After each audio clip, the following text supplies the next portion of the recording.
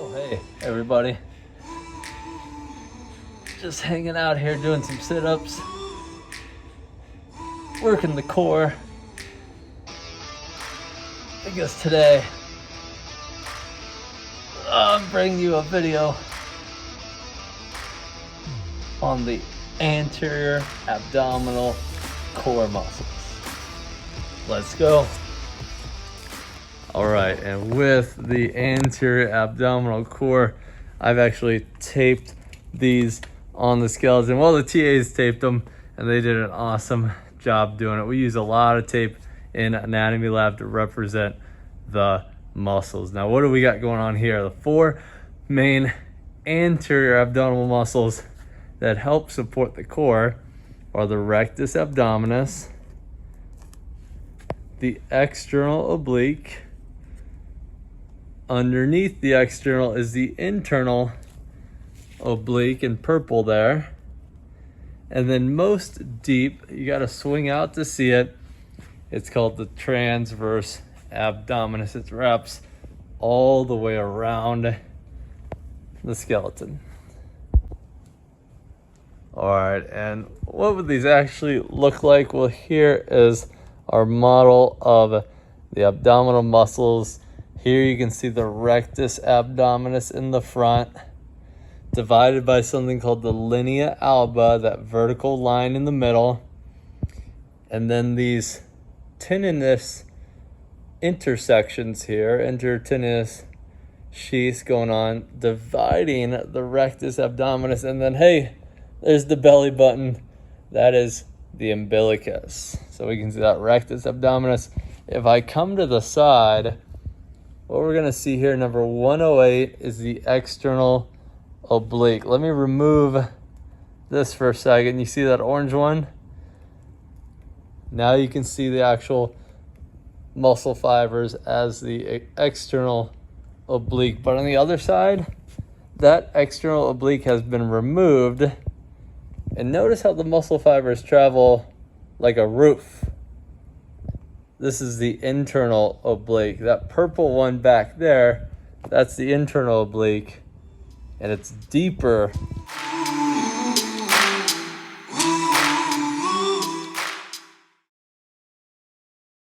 than the external. Deeper than that external. From this model, you can't see the TVA, but if I turned it around and looked inside, now you can see the TVA right here. It's got these horizontal muscle fibers that travel transversely across. Lots of connective tissue in the middle. Here's the back side of the umbilicus, the rectus abdominis coming up top. But notice the layers. Notice the layers here. We got a couple different layers. And on the side that has all three, here's what you got. You've got the external oblique right there. In the middle would be the internal oblique. The internal oblique is actually on the same level. If you look real close, it's on the same level as the rectus abdominis. And then finally, most deep is the transverse abdominis. Enough of naming these. Let me tell you what these muscles actually do. And here's where I really love the tape, because we can come in and we can pull on the tape in the direction of the muscle fibers and produce the action of the muscles here. So from a side view, if I pull on the rectus abdominis, whoops, see how if I pull not too hard, if I pull here, it's going to do trunk flexion. Let me really exaggerate it here. Check out that trunk flexion. Straight up, pull, trunk flexion. That's like doing a sit-up. Here I am doing some sit-ups. You just saw this a couple minutes ago. What's actually happening is my rib cage is moving closer to my pelvis, because those are the two attachment points for the rectus abdominis, rib cage and sternum, And then down here, when those two things get closer together, it produces trunk flexion. Next up, we got to talk about the obliques, and I'm moving over to this model. This model has the external removed on this side and the internal removed on this side. Normally they would be in this crisscross pattern. See the crisscross pattern going on here? I've removed them so we can see just one side. Now here's what's going down. We've got two different types of contractions. If you contract just one side of this external oblique, just this one side here, that's called a unilateral contraction. Now it can be the left side or it can be the right side, but the key fact about unilateral contractions is that they happen on their own. A bilateral contraction would be both sides of the muscle contracting at the same time. So when we talk about actions, we got to talk about what action would be produced if the external obliques bilaterally contracted, both sides contracted. Well, it would produce trunk flexion. Let me pull this. See how it's pulling down, just like the rectus abdominis would pull down. So you bilaterally contract these external obliques and they're going to produce trunk flexion. But if you unilaterally contract the external oblique, let me do this. Let me pull right here. When I pull here on the left external oblique, see what's happening? Rotating to the right. We call this contralateral rotation. If you contract the left external oblique and it rotates to the right, that means you're rotating to the opposite side, and thus the word contralateral. Contrast that to the internal obliques right here. Now notice, external run this way, the internal run like a roof. These are going to do, if bilaterally contracted, some more trunk flexion. But if unilaterally contracted, these will do ipsilateral rotation. I love this here. Let me pull on this. And when I pull on it, you can see it's rotating to the same side. I'm pulling this direction and you can see that rotation. So internal obliques do ipsilateral rotation. Quick recap question for you. Based upon that information, if I were to rotate, or you were to rotate, or anybody were to rotate their body to the right, like this,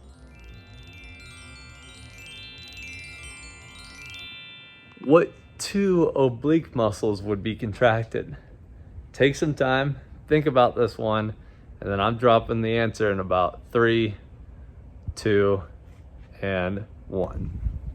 All right, pause the video if you don't want to know the answer. If you're ready for the answer of what two obliques rotate the body to the right, here they are. It's the left external oblique and the right internal oblique.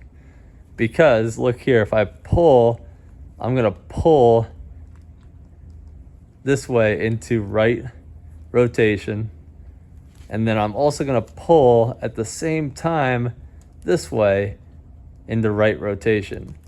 And that makes sense, right? Because these muscle fibers are pretty much parallel to these muscle fibers. So it's one straight line across, just like this picture here that's popping up on your screen, rotating to the right.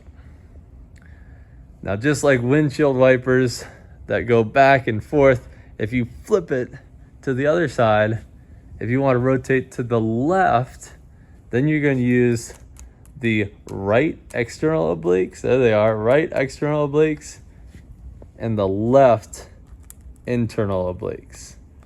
That's how rotation occurs. All right, the last muscle is my favorite muscle in the body. It's the transverse abdominis, and the reason why it's my favorite is this muscle is so important for stabilizing your pelvis, your spinal cord, your vertebral column, your deep deep core. So when you talk about core, don't just talk about the rectus abdominis and the obliques.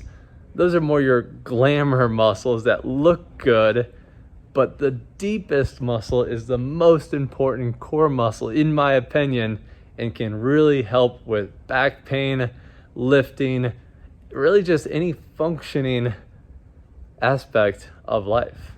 Let's take a look. All right, and as a reminder, we got the transverse abdominis deep in here underneath all of them, and I'm gonna do a 360 as this muscle wraps up and around to the back. It's like wearing a weight belt. If you've ever been lifting and you guys wear a weight belt, well, what does a weight belt do? Well, if you pull it nice and tight, it's going to compress. And that's like if I were to take this, the side here, if I were to take it and compress it, see how this muscle just compresses on in? And what's inside of the TVA? Well, if I look over here at the abdominal region, all your organs would be inside here. Diaphragm would divide it, liver, gallbladder, stomach, small intestine, large intestine, all in this area. So when you compress this, you're compressing that abdominal cavity. Well, guess what? When you compress this area here, the area inside pushes back. It's like if this ceiling in the anatomy lab here, if it started to drop and the outside walls dropped in, I would try to push up. I would try to counteract that ceiling dropping by pushing out or up on the ceiling. That's what we call in the abdominal cavity intra-abdominal pressure pushing out. Now that's good for keeping this area stable. And by stable, I mean doesn't move. Nothing collapses it, right? If this pushes in and that pushes out, then you've got this stable wall. Now, if you were to let this relax, then the whole muscle could collapse inward and the whole body could do this. Crumble and fall inward, and the spine could break, or at least some of the vertebrae could shift and move in places that you don't want them to shift and move. That's why this muscle is so important. But how do you contract this muscle? Well, there's a lot of different techniques. Here's a couple videos and pictures of some places where they really show you it well. Here's the way I teach it. I say put one hand in front, one hand on the back, and what you're gonna do is you're gonna push your belly button or umbilicus, right, to your spine. And as you do that, I want you to make a tss noise, a real fast tss noise. If you were like playing the drums and you hit the hi-hat, tss noise like that. Tss. Try this out at home. Tss. That's gonna compress that TVA and contract that muscle. That's how you contract your TVA. All right, I've gotten a great core workout for the day. I worked the rectus abdominis, I worked the external obliques and the internal obliques, and I even got some TVA work in there as well. So this concludes the video on your anterior abdominal muscles. I'm Professor Klein. Thanks for watching.